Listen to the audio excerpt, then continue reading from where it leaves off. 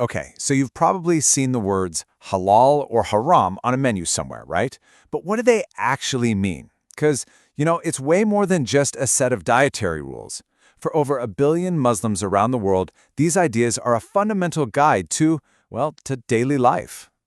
So let's just jump right in with the fun one. We all know pork is off the menu, right? That's kind of the famous one. But what about something a little more out there, like, say, alligators? Is alligator meat halal? Stick around, because we're not just going to answer that question. We're going to break down why.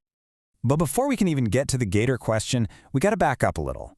We need to understand the whole system first. So let's start with the absolute basics. What does halal even mean? Okay, so at its core, halal is an Arabic word, and it literally just means permissible or lawful. That's it. So if something is halal, it means it's allowed under Sharia, which is the whole framework of Islamic law that guides a Muslim's life. It's pretty straightforward, really. You can almost think of it like a simple switch. On one side, you have halal, which is allowed or lawful. And on the other side, you have its exact opposite, haram. That means unlawful or forbidden. It's this really clear line between what's okay and what's not. Okay, so that brings up a really important question, right? Who makes these rules? Where does this whole lawful and unlawful stuff actually come from? Well, let's take a look at the rule book, so to speak. Yeah, this guidance doesn't just come out of thin air. It's all rooted in two main sources. First, you have the Quran, which for Muslims is the holy book, the direct word of God. And second, there's the Hadith. Think of the Hadith as the recorded teachings and sayings of the Prophet Muhammad. So Islamic scholars dive deep into these texts to figure out how the rules apply to, everything. All right, so now that we have the background, let's see how this all plays out in the real world. And the best place to start is the one most people think of first, food. This is where you'll see these rules pop up most often. So what's generally good to go? Pretty much all plants, as long as they're not, poisonous or something.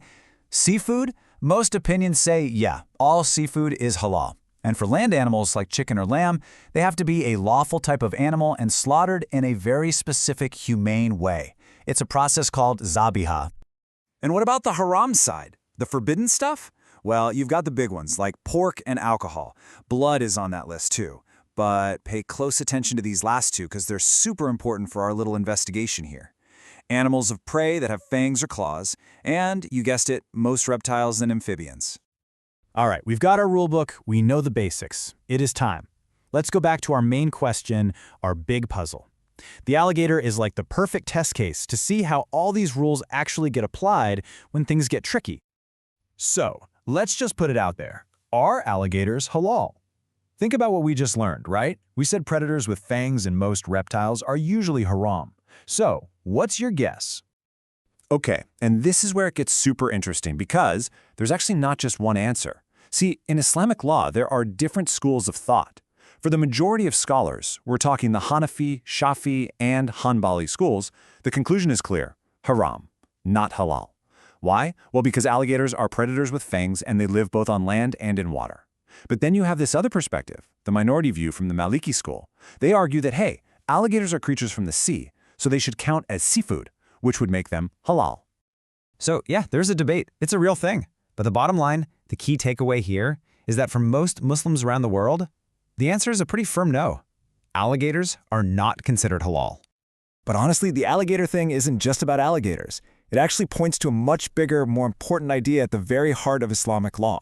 So let's zoom out for a second and look at what you could call the golden rule of this whole halal and haram thing. And here it is. This is the core philosophy. In Islam, the default setting for everything, literally everything, is that it's halal. It's permissible.